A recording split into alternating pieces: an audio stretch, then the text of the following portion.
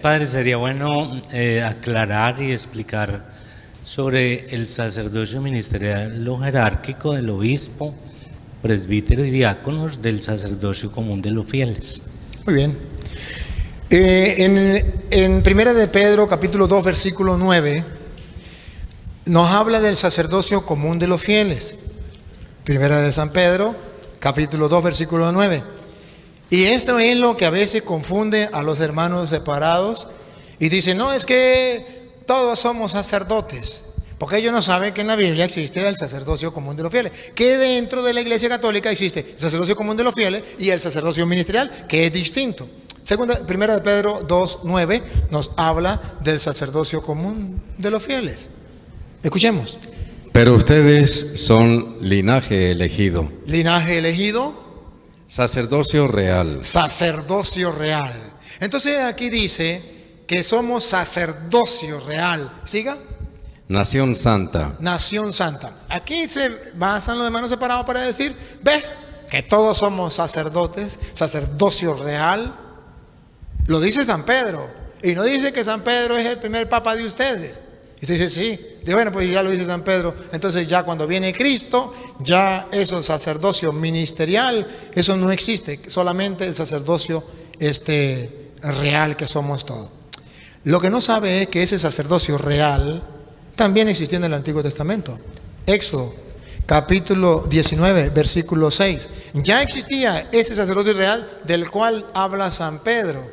Que todo aquel que cree en el Señor, que busque al Señor, que cumpla su mandato, que cumpla su alianza, esté sometido a su alianza, ya dice que Él lo hará una nación santa, un sacerdocio real. Escuche cómo dice Éxodo 19, 6. Serán para mí un reino de sacerdotes y una nación santa. Lo mismo que dice San Pedro ya estaba escrito en Éxodo capítulo 19, 6. Sin embargo, existía el sacerdocio ministerial. A ver, lo diría en forma sencilla para que lo entendamos. ¿Qué sería el sacerdocio común de los fieles? Sencillo. Ejemplo, usted le pueden poner más o menos lo que usted quiera, pero para que nos entendamos. Si usted se le enferma a su mamá, usted puede pedir a Dios por su mamá. Usted ejerce el sacerdocio común de los fieles. Puede rogar por su madre, puede rogar por un familiar, puede cantar las alabanzas al Señor, puede bendecir al Señor. Eso, puede tener un contacto con Dios. Claro que sí, existe el sacerdocio común de los fieles. Lo tenemos todo. Pero existe un sacerdocio ministerial que va un poquito más allá. Es en cuanto a una función, en cuanto a un ministerio, en cuanto a un servicio, en cuanto a un trabajo espiritual en función del pueblo de Dios. En función del pueblo de Dios. Entonces, ese es el sacerdocio ministerial. Y efectivamente, como lo estábamos mirando, dentro de la iglesia, Dios dejó ese sacerdocio ministerial, decíamos, para ofrecer dones y sacrificio por los pecados. Y por eso dentro de la iglesia se guarda ese sacerdocio que va en función de un ministerio, un servicio para la comunidad, para el pueblo de Dios. Y no debemos confundir una cosa de la otra. Y ciertamente, por eso ustedes verán que en la Iglesia Católica se enseña que cuando usted va a misa, ¿quién celebra la Eucaristía? Todos. Y el sacerdote preside. Porque el sacerdocio ministerial, ese le permite presidir la Eucaristía. ¿Pero quién la celebra? Todos. Porque todos somos sacerdotes con el sacerdocio común. Entonces, todos celebramos la Eucaristía. Pero Él preside. Ustedes verán que el sacerdote es el que invita al pueblo. Invita al pueblo. Y ya lo decíamos hace rato, donde decimos, oren hermanos para que este sacrificio mío y de ustedes sea agradable a Dios Padre Todopoderoso. El Señor reciba de tus manos. Estamos reconociendo que Él es sacerdote ministerial. El Señor reciba de tus manos este sacrificio para alabanza y gloria de su nombre, para nuestro bien y de toda su santa iglesia. Él es el que está ejerciendo el ministerio del sacerdocio ministerial. Y luego, cuando el sacerdote dice, El Señor esté con ustedes. Levantemos el corazón. Lo tenemos levantado hacia el Señor. Demos gracias al Señor nuestro Dios. Es justo y necesario. Y Él sigue. En verdad es justo y necesario. Va hablando de parte del pueblo. Va llevando al pueblo en la oración. Porque ejerce un ministerio. Él es el que va al frente del pueblo.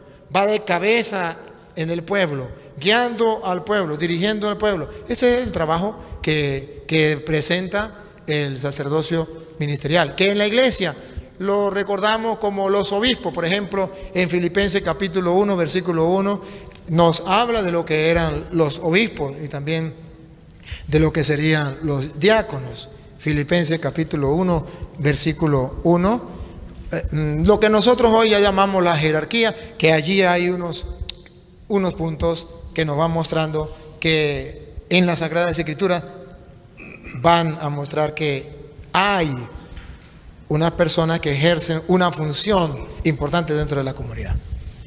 Pablo y Timoteo, siervos de Cristo Jesús, a todos los santos en Cristo Jesús, que están en Filipos, con los episcopos y diáconos. Con los episcopos y los diáconos. Ya Pablo le escribe a la comunidad que tiene representantes al frente, los episcopos, los obispos y los diáconos. Y allá también en primera de Timoteo capítulo 5 versículo 17 nos habla de los presbíteros o ancianos de la iglesia, que son los que ya vienen a integrarse a los apóstoles. Los presbíteros que ejercen bien su cargo merecen doble remuneración. Y escuche, ¿cuál es uno de los cargos que tiene que ejercer el presbítero? Dale. Principalmente los que se afanan en la predicación y en la enseñanza. El que se afana en la predicación y en la enseñanza tiene doble sueldo. Dios le va a pagar doble. Por eso una de las funciones que tiene que hacer el presbítero es predicar, es enseñar. Porque recuerde que de eso está necesitada la gente, de que se le predique la palabra del Señor, de que se le lleve el mensaje de Dios. La función del presbítero es predicar y enseñar. Y el que predique y enseñe tiene doble pago por parte de Dios. ¿Y por qué? Porque exactamente ya en San Marcos capítulo 6 versículo 34, si mal no recuerdo, es cuando Jesucristo se lamenta de ver al pueblo porque andaba como ovejas sin pastor. A ver cómo dice San Marcos 6, 34, a ver si es ese. Y al desembarcar vio mucha gente, sintió compasión de ellos, pues estaban como ovejas que no tienen pastor. Estaban como ovejas que no tienen pastor. Y pongan cuidado, ¿qué hizo cuando vio que estaban como ovejas que no tenían pastor? Y se puso a enseñarles muchas cosas. Se puso a enseñarle. Entonces el presbítero tiene que dedicarse a la predicación y a la enseñanza. ¿Para qué? Para que aquellas personas que andan como ovejas sin pastor ya dejen de ser ovejas sin pastor. Por eso Jesucristo, cuando en Marcos 16, 15 mandó a los apóstoles, dijo: vaya, prediquen el evangelio a toda criatura. Una de las misiones propias de nosotros es llevar el mensaje, es la predicación. No podemos conformarnos, quedarnos allí encerrados. Ustedes no pueden llegar a ser sacerdotes que no prediquen la palabra del Señor. No están cumpliendo la misión. Tenemos que ir uniendo todo. Ciertamente que es importante la Eucaristía, ya decíamos, el culto agradable al Señor. Ciertamente que la confesión es para el perdón de los pecados, limpiar al pueblo. Pero la predicación es importante, porque Jesucristo, si ustedes ven, resucitado, Jesucristo resucitado, las tres funciones.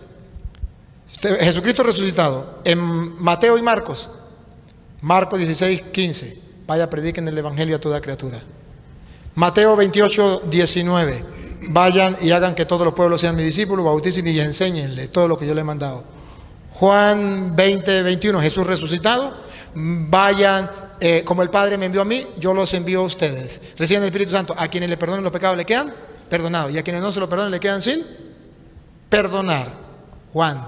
Lucas, capítulo 24, versículo del 13 en adelante, camino de Emaús. Cuando van allí en camino de Emaús, la primera parte les explicó las escrituras. Y la segunda parte lo reconocieron a la fracción del pan. El versículo 35 dice, y le reconocieron al partir el pan. Entonces vean ustedes cómo está la Eucaristía, cómo está la confesión y cómo está la predicación. Lo cómico es que la predicación tiene a Mateo y a Marcos. La Eucaristía, Lucas. La confesión, Juan. Pero Marcos y Mateo manda Jesús resucitado a predicar. Y esto es muy importante. Y si ustedes ven Hechos de los Apóstoles, capítulo 2, versículo 42, cómo vivían las primeras comunidades cristianas, dice, ante todo, eran constantes en la enseñanza de los apóstoles. Segundo, la oración, y tercero, la fracción del pan. Entonces, es algo propio de la iglesia que no podemos esquivar. Y eso lo estamos dejando a un lado. He tenido que recorrer el mundo como misionero de la misericordia. Y he visto cómo el pueblo anda como ovejas sin pastor. He visto la necesidad y lo comparo como unos peces que están en una laguna y no tienen oxígeno. Se están ahogando.